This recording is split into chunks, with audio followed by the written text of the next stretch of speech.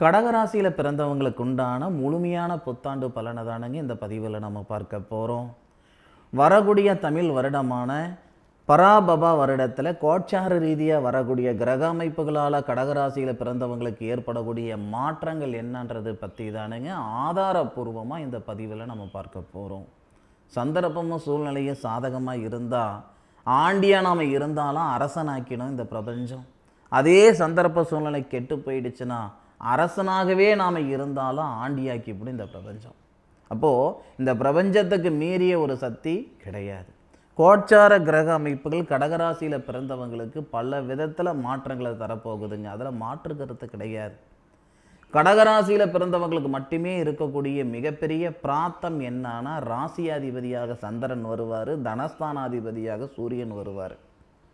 உங்கள் ராசியாதிபதி இந்த வருடத்துடைய தொடக்கத்தில் சதயம் நட்சத்திரம் சொல்லக்கூடிய யமனேஸ்வரர் அவதரித்த நட்சத்திரத்தில் குரு பகவானுடைய பார்வையில் இருந்து தனஸ்தானம் சொல்லக்கூடிய 2வது பாவகத்தை சந்திர பகவான் பார்க்கிறாரு, ராகு பகவானோட சேர்ந்து. ராகு போல கொடுப்போரம் கிடையாது, கேது போல கெடுப்போரம் கிடையாதுன்னு சொல்லுவாங்களே, இந்த தருணத்தில் அந்த கேது பகவான் சொல்லக்கூடிய ராசிக்கு 2வது பாவகத்தில் இருக்கக்கூடிய கேது பகவான ராகுவும் சந்திரனும் சேர்ந்து பார்ப்பது மிகப்பெரிய அதிர்ஷ்டம். பொருளாதார ரீதியாக இருக்கிற சங்கடங்கள் சரியாகிறதுக்குண்டான நாட்கள் கடகராசியில் பிறந்தவங்களுக்கு இந்த பராபவ வருடம்.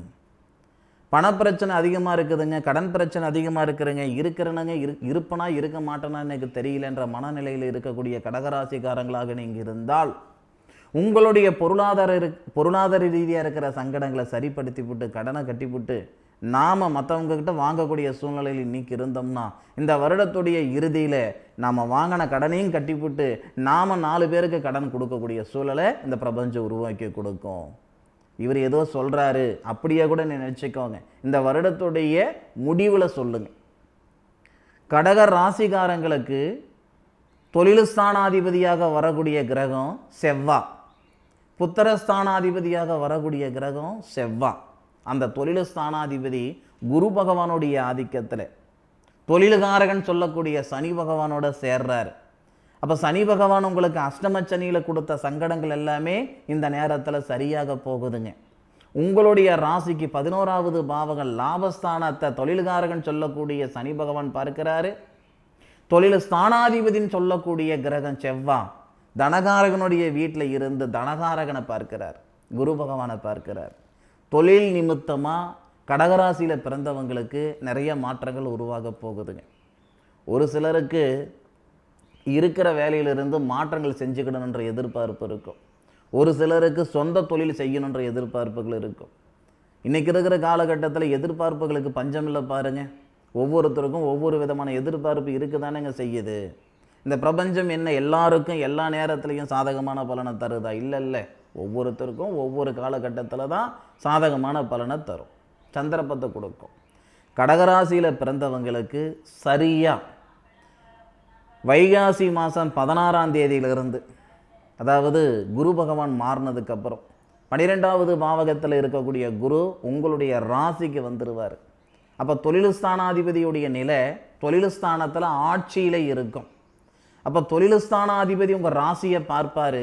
உங்கள் ராசியில் இருக்கக்கூடிய குரு பகவான் உங்கள் ராசிக்கு 5வது பாவகன் சொல்லக்கூடிய புத்திரஸ்தானம் பூர்வீக ஸ்தானத்தையும் பார்ப்பார், திருமணஸ்தானத்தையும் பார்ப்பார். 9வது பாவகன் சொல்லக்கூடிய பிதிருஸ்தானத்தையும் பார்ப்பார் குரு பகவான். அந்த காலகட்டத்தில் நெசத்துக்கு சொல்கிறேனுங்க, கடகராசியில் பிறந்த நண்பர்களுடைய கண்ணீரெல்லாம் நீங்கிறதுக்கான வாய்ப்பு, கஷ்டங்களெல்லாம் நீங்கிறதுக்கான வாய்ப்பு. சரியாக வருடம் பிறந்து வைகாசி மாதம் 16ஆம் தேதி வரைக்கும் ஒன்றும் ஆஹா ஓஹோன்னு சொல்கிற அளவுக்கெல்லாம் பலன் வந்துடாதுங்க. ஏதோ வரவுக்கும் செலவுக்கும் சரியாக தான் போயிட்டு இருந்திருக்கும். வைகாசி மாதம் 16ஆம் தேதியிலிருந்து நிற்கிறதுக்கு நேரம் இல்லாத அளவுக்கு கடகராசியில் பிறந்தவங்களுக்கு ஒரு பிஸியாக இருக்கக்கூடிய காலகட்டத்தை நேரத்தை இந்த பிரபஞ்சம் உருவாக்க போகுது. இது முழுக்க தொழில் மாற்றங்கள் செய்துக்கிறதுக்கான நேரமாக இருக்கும், நாட்களாக இருக்கும். நிறைய பேர் இந்த நேரத்தில் தொழிலதிபராகிறதுக்கான வாய்ப்புகள் உண்டு. இன்றைக்கி சாதித்தவங்களாக இருக்கட்டும், சம்பாதிச்சவங்களாக இருக்கட்டும், 1000 பேருக்கு வேலை கொடுக்கக்கூடிய ஒரு நிறுவனத்தாராக இருக்கட்டும், எல்லாருக்குமே இந்த பிரபஞ்சம் ஒரு சந்தர்ப்பம் கொடுத்ததுனால தான் அவங்க மேலே வந்து இருந்திருப்பாங்க.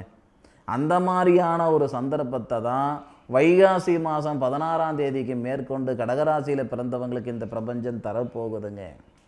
காற்றடிக்கும் போது தூற்றிக்கிடணும்னு சொல்லுவாங்க, வயசு இருக்கும்போது வாழ்ந்துக்கிடணும்னு சொல்லுவாங்க. இந்த நாட்களை சரியான முறையில் பயன்படுத்திக்கிட்டிங்கன்னா கடகராசியில் பிறந்தவங்களுடைய சங்கடங்கள் நீங்க போகுது.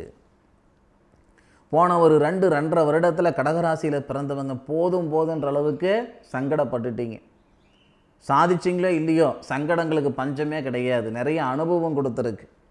ஒரு சிலர் வாங்காத பணத்துக்கு வட்டி கட்டி செய்யாத தப்புக்கு தண்டனை அனுபவிக்கிற அளவுக்கு நம்ம வீட்டு காசு பணத்தை கொடுத்துப்புட்டு அவங்க பின்னாடி நாயா பேயா அலையிற மாதிரி சூழ்நிலைகள் எல்லாம் ஒரு சில கடகராசியில் பிறந்தவங்களுக்கு ஏற்பட்டிருக்கும். ஏன் பொருளாதார ரீதியாக கோர்ட்டு படி கேஷன் படி எல்லாம் ஏறினவங்களாம் இருக்க தான் செய்திருப்பாங்க. சொத்து ரீதியாக சங்கடங்கள், கணவன் மனைவிக்குள்ளற சங்கடங்கள், இந்த மாதிரியான சங்கடங்கள்லாம் கடகராசியில் பிறந்தவங்களுக்கு இந்த 2-2.5 வருஷமாக இந்த பிரபஞ்சம் வச்சு செஞ்சிட்ருக்கும். இந்த வருடத்துடைய தொடக்கத்தில் இருந்து சித்திரை மாதத்துலலாம் பெருசாக உங்களுக்கு மாற்றம் வராதுங்க. இருக்கிற விஷயம் இதுதான். யார் என்ன சொன்னாலும் கேட்டுக்கிடாதீங்க.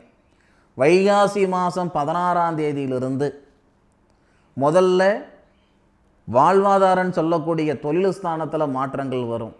பொருளாதார ரீதியாக ஏற்றங்களை வரும். அதே மாதிரி கணவன் மனைவிக்குள்ளே இருக்கிற சங்கடங்கள் எல்லாம் சரியாகிறதுக்கான வாய்ப்புகள் உண்டு. படித்த படிப்புக்குண்டான உத்தியோகம் வர்றதுக்கான சூழல் ஏற்படும். இதில் முக்கியமாக என்னன்னா புத்திரஸ்தானம் அப்படின்னு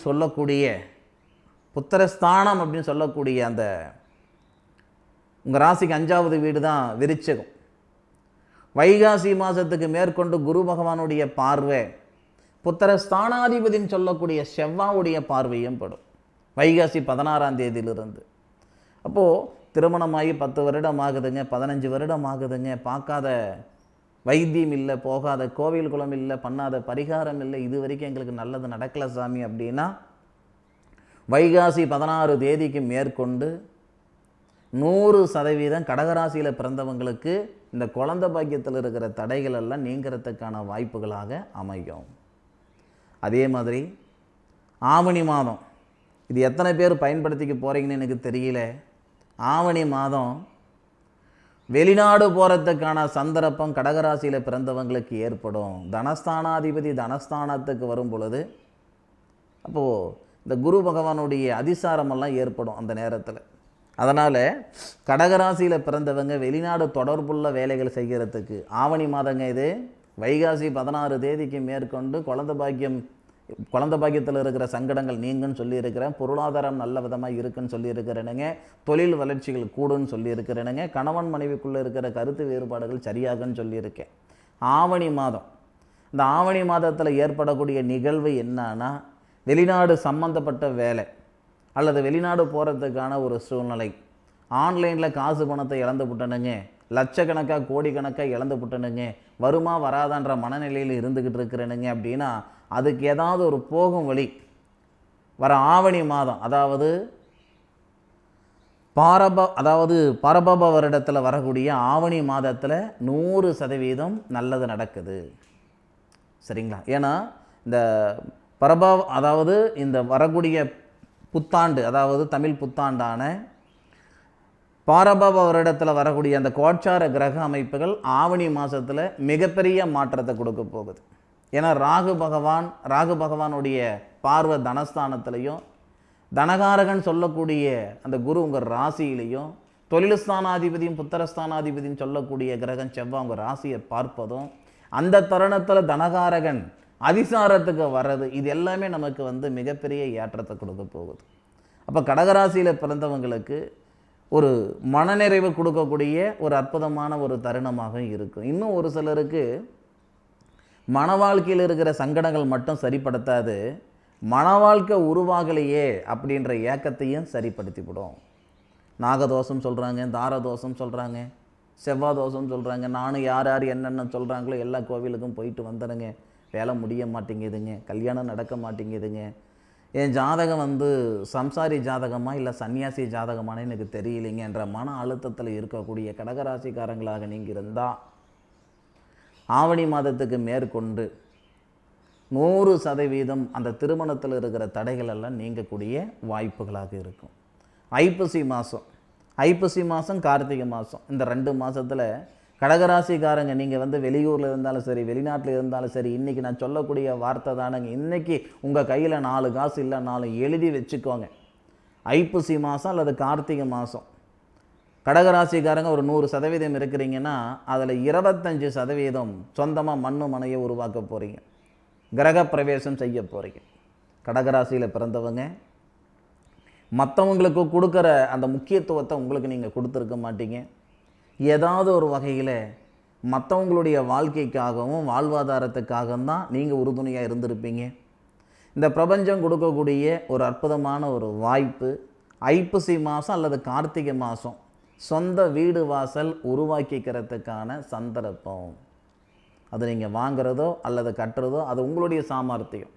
ஆனால் கிரகப்பிரவேசம் செய்யறதுக்கான அற்புதமான நாட்களை இந்த பிரபஞ்சம் பராபவ வருடத்தில் இந்த பிரபஞ்சம் ஏற்படுத்த போகுது. அதே மாதிரி இப்போவும் சொல்கிறேனுங்க, லட்சக்கணக்காக கோடிக்கணக்காக பணப்பிரச்சனையில் மாட்டிக்கிட்டு சிரமப்பட்டுக்கிட்டு சிக்கிக்கிட்டு ஏன்டா இருக்கணும், எதுக்குடா இருக்கணும், ஏதாவது செஞ்சுக்கிடலாமான்ற மனநிலையில் இருக்கிற தம்பதிகளுக்கு நான் சொல்லக்கூடிய ஒரு அன்பு வேண்டுகோள் என்னன்னா, இந்த ஐப்பசி மாதம் வரைக்கும் பொறுத்துக்கோங்க. பராபவ வருடத்தில் வரக்கூடிய அந்த ஐப்பசி மாதத்தில் மிகப்பெரிய மாற்றத்தை தரப்போகுதுங்க இந்த பிரபஞ்சம். அன்னைக்கு வந்து சூரிய மங்கள யோகம் ஏற்படும். மிகப்பெரிய மாற்றம் அப்படின்னா, நீங்கள் கோடிக்கணக்காக காசு பணத்தில் சிக்கியிருந்தாலும் சிரமப்பட்டுக்கிட்டு இருந்தாலும் மன அழுத்தத்தில் இருந்தாலும் வாங்காத பணத்துக்கு வட்டி கட்டிகிட்டு இருக்கிறேன், செய்யாத தப்புக்கு தண்டனை அனுபவிச்சுக்கிட்டு இருக்கிறேன், எப்பேற்பட்ட சங்கடமாக இருந்தாலும் வரக்கூடிய ஐப்பசி மாதத்தில் சூரியனை கண்ட பனித்துளி போல் உங்களுடைய சங்கடங்கள் நீங்கும். அதில் மாற்று கருத்து இல்லை சாமி. உங்களை மிகைப்படுத்தி சொல்கிறதுக்கு எனக்கு எந்த அவசியமும் இல்லை. சத்தியமாக நான் அதுக்கெல்லாம் லாக்கி மாட மாட்டேன். உள்ளதை உள்ளபடி நம்ம தம்மையில் ஒரு பதிவு வச்சுருக்கிறேனுங்க, நேர்மையான பதிவு அப்படின்ட்டு. ஐப்பசி கார்த்திகையில் பல பேருடைய வாழ்க்கையில் மிகப்பெரிய மாற்றம் வரும். பல பேருக்கு வாழ்வாதாரம் மாறும், வாழ்க்கையின் தரமே மாறும். நீண்ட நாள் கனவு சொந்த வீடு வாசல் இதெல்லாம் உருவாக்கிக்கிறதுக்கான சந்தர்ப்பம் கொடுக்கும். இந்த காலகட்டத்துக்காக தான் சாமி இத்தனை நாள் நான் காத்திருந்தேன்னு சொல்லக்கூடிய அளவுக்கு இருக்கும். அதில் மாற்று கருத்து இல்லை. அனுபவித்து சொல்லுங்க. ஆராய்ச்சி உங்களுக்கு நான் பலன் சொல்லியிருக்கிறேனுங்க. நான் எந்த அளவுக்கு ஆராய்ச்சி சொல்லியிருக்கிறேன்றது நீங்கள் அனுபவித்து தான் சொல்லணும். ஏட்டு சுரக்கா கூட்டுக்கு உதவாது. நான் சொன்ன பலனை உங்கள் வாழ்க்கையில் நடக்கிற பட்சத்தில் தான் என் மேலே ஒரு நம்பிக்கை வரும். வரக்கூடிய பராபவ வருடத்தில் கோட்சார ரீதியாக வரக்கூடிய கிரக அமைப்புகள் 90% கடகராசியில் பிறந்தவங்களுக்கு யோகம். குரு பகவான் மாறுறாரு, ராகு கேது மாறுறாங்க. ஆனால் சனி பகவானுக்கு வக்ரம் மட்டும்தான் உண்டே தவிர மாற்றங்கள் கிடையாது. கேது உங்கள் ராசிக்கு வரப்போகிறாரே, ஒன்றும் தப்பு இல்லை, குருவோட தான் சேர போகிறாரு. ஆன்மீக வழிபாடெல்லாம் அதிகமாக இருக்கும். அதனால் ஒன்றும் சங்கடங்களெல்லாம் ஒன்றும் கிடையாது கடகராசியில் பிறந்தவங்களுக்கு. கடகராசியில் பிறந்தவங்க இந்த வருடத்தில் ஒரு முறையாவது சமயபுரம் மாரியம்மன் கோவிலுக்கு போயிட்டு வாங்க. சமயபுரத்து மாரியம்மன் கோவிலுக்கு கடகராசியில் பிறந்தவங்க இந்த வருடத்தில் ஒரு முறை, அது சித்திரை மாதமோ வைகாசி மாதமோ உங்களுக்கு எந்த மாதம் உங்களுக்கு சரியாக இருக்குமோ அந்த மாதத்தில் சமயபுரத்து மாரியம்மன் கோவிலுக்கு அதிகாலை 6 மணிக்கு அந்த சன்னிதானத்தில் இருக்கிற மாதிரி பார்த்துக்கிடுங்க. மிகப்பெரிய வளர்ச்சி கொடுக்கும். இந்த பதிவு கடகராசியில் பிறந்தவங்களுக்கு மிகப்பெரிய மாற்றத்தை கொடுக்க போகுதுன்றதில் எந்த விதமான மாற்று கருத்தும் கிடையாது. இந்த பதிவு பற்றி உண்டான கருத்துக்களை கமெண்ட் பாக்ஸில் பதிவு பண்ணுங்கள். மீண்டும் அடுத்த ஒரு அற்புதமான தருணத்தில் கடகராசியில் பிறந்தவங்களை சந்திக்கும் வரை உங்களிடமிருந்து விடைபெறுவது உங்கள் வீட்டு ஜோதிட நண்பனான மா காளிதாஸ் மணிகண்டன். அனைவருக்கும் இனிய தமிழ் புத்தாண்டு நல்வாழ்த்துக்கள். வாழ்க வையகம், வாழ்க வளமுடன்.